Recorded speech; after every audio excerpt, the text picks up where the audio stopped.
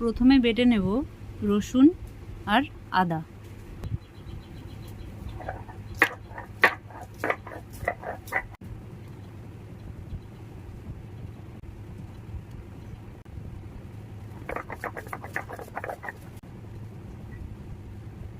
আজকের রান্না খাসির মাংস।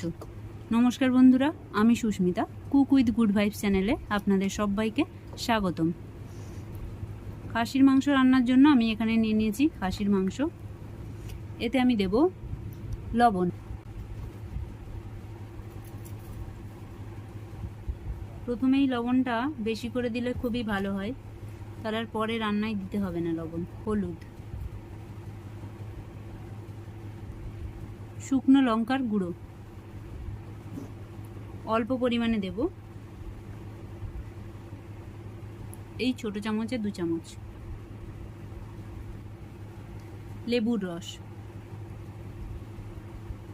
রসুন বাটার অর্ধেক আমি এই মাংসের মধ্যে দেবো, আর এই আদা বাটা যেটা রেখেছি তার অর্ধেক আমি এই মাংসে দেবো, আর এই পেঁয়াজ রেখেছি, পেঁয়াজ থেকে আমি অর্ধেক দিয়ে দেবো। টমেটো কুচি দিয়ে দেবো, একটাই টমেটো দিয়েছি আমি, আর এখানে 3টে কাঁচা লঙ্কা দেবো। এর মধ্যে দেবো টক দই,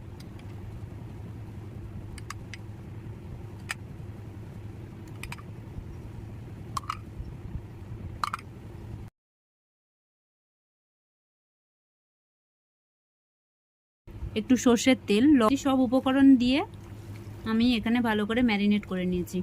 এটাকে আমি রেখে দেব আধ ঘন্টার জন্য।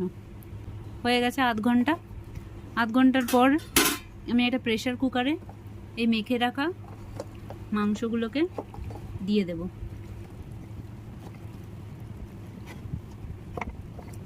এই কড়াইটাতে একটু জল দিয়ে এই মশলাগুলো ধুয়ে এতেই দিয়ে দেবো। খুব ভালোভাবে ধুয়ে নিয়েছি, ধুয়ে নিয়ে এতে আমি দিয়ে দেব। মধ্যে আমি দিয়ে দেব এগুলোকে, আমি এর মধ্যে দিয়ে দেব। দিয়ে দেওয়ার পর ভালোভাবে এটা মিক্স করে দেব। 7টা থেকে 8টা, 7টা সিটি দিলে খাসির মাংস পুরো সেদ্ধ হয়ে যায়।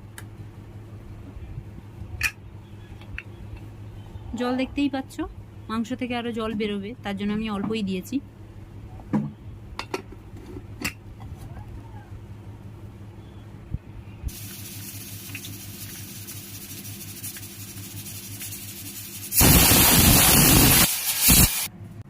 এবার দেখো রান্না রেডি হয়ে গেছে।